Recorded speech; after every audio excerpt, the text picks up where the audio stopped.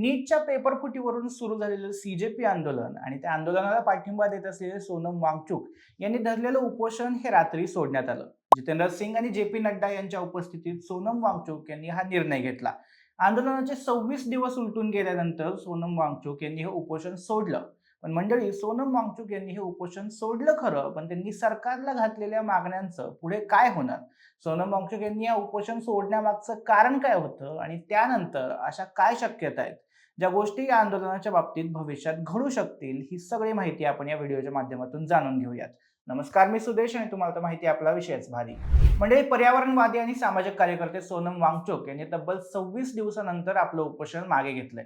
दिल्ली आणि गुरुग्रामच्या मैदानात राजकीय आणि प्रशासकीय पातळीवर घडलेल्या चर्चेनंतर हा निर्णय समोर आला. केंद्रीय आरोग्य मंत्री जे पी नड्डा आणि केंद्रीय राज्यमंत्री डॉक्टर जितेंद्र सिंग यांच्यावर ह्या मध्यस्थीची जबाबदारी केंद्र सरकारने सोपवली होती आणि त्यांच्याच आदेशाखाली जे पी नड्डा आणि जितेंद्र सिंग यांनी मध्यरात्री गुरुग्रामच्या मेदांता हॉस्पिटलमध्ये जाऊन वांगचुक यांची भेट घेतली आणि त्यांच्याशी प्रदीर्घ चर्चा केली.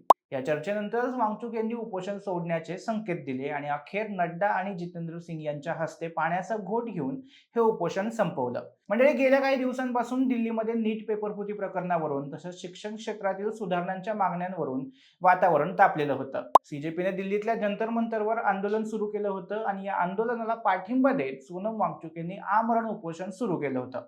त्यानंतर आंदोलनाचे 15 दिवस झाले तरी सरकारने या आंदोलनाकडे पाठ फिरवली होती. पण जशी जशी सोनम वांगचुक यांची प्रकृती खालावत जाऊ लागली तसं तसं हे आंदोलन चर्चेत येऊ लागलं.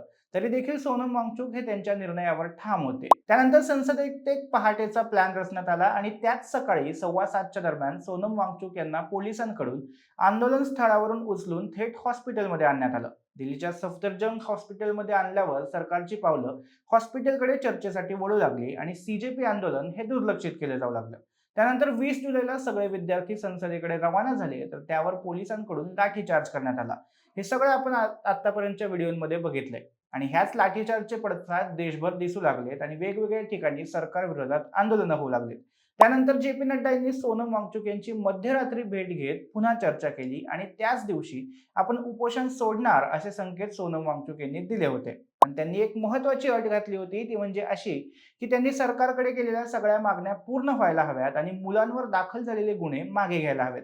त्यानंतर जंतर मंतरचं आंदोलन सेंटर पॉइंट बदलला आणि तो हॉस्पिटल झाला हे दिसून आलं, कारण की सरकार जंतर मंतरचं आंदोलन इग्नोर मारत होतं आणि सोनम वांगचुक यांच्या भेटीगाठी हॉस्पिटलमध्ये होत होत्या. दरम्यान काल रात्रीच दिल्ली पोलीस आयुक्तांना राष्ट्रीय सुरक्षा कायद्यानुसार म्हणजे NSA अंतर्गत विशेष प्रतिबंधात्मक अटकेचे अधिकार देण्यात आले आणि या बातमीने राजकीय वर्तुळात गोंधळ उडाला. दिल्ली उपराज्यपालांच्या गृह मंत्रालयाने 19 जुलै ते 18 ऑक्टोबर 2026 या कालावधीसाठी हे अधिकार नवीन केले.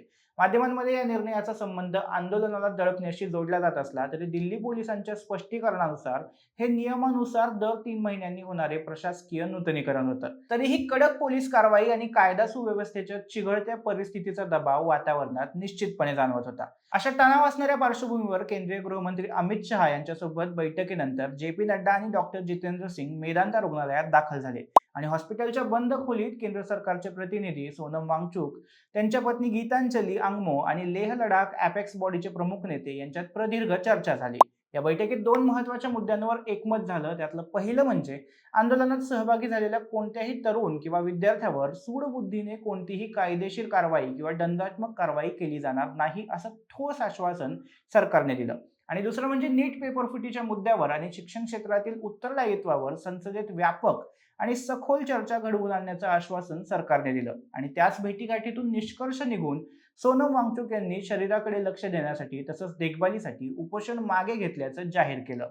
सोनम वांगचुक यांनी उपोषण मागे घेताना स्पष्ट केलं की 65हून अधिक खासदारांनी पत्रांद्वारे आणि प्रत्यक्ष भेटून त्यांना उपोषण सोडण्याची विनंती केली होती. देशात हिंसाचार भडकू नये आणि तरुणांचं आयुष्य धोक्यात येऊ नये म्हणूनच प्रदीर्घ वाटाघाटीनंतर त्यांनी उपोषण मागे घेण्याचा निर्णय घेतला. त्यासोबतच पंतप्रधान नरेंद्र मोदी यांनीही वांगचुक यांच्या निर्णयाचं स्वागत करत त्यांना चांगल्या आरोग्यासाठी शुभेच्छा दिल्या. मंडळी, वांगचुक यांनी उपोषण मागे घेतल्यानंतर आता सीजेपीच्या आंदोलनावर आणि देशातील राजकीय समीकरणांवर काय परिणाम होतील याबद्दल तीन प्रमुख शक्यता वर्तवल्या जात आहेत. त्यातली पहिली शक्यता म्हणजे सीजेपीचं आंदोलन हे राजकीय स्वरूपात बदलू शकतं. सीजेपीचे संस्थापक अभिजित दिपके यांनी स्पष्ट केले की वांगचुक यांनी उपोषण सोडलं असलं तरी केंद्रीय शिक्षण मंत्र्यांच्या राजीनाम्याची मागणी पूर्ण होईपर्यंत जंतर मंतरवरील शांततापूर्ण आंदोलन सुरूच राहील. त्यानंतर वांगचुक यांच्या माघारीमुळे आंदोलनाचा नैतिक चेहरा आणि आक्रमकता काहीशी शांत होऊ शकते. पण सीजेपी आता संघटित राजकीय दबाव गटाच्या रूपात पुढे जाण्याचा प्रयत्न करेल.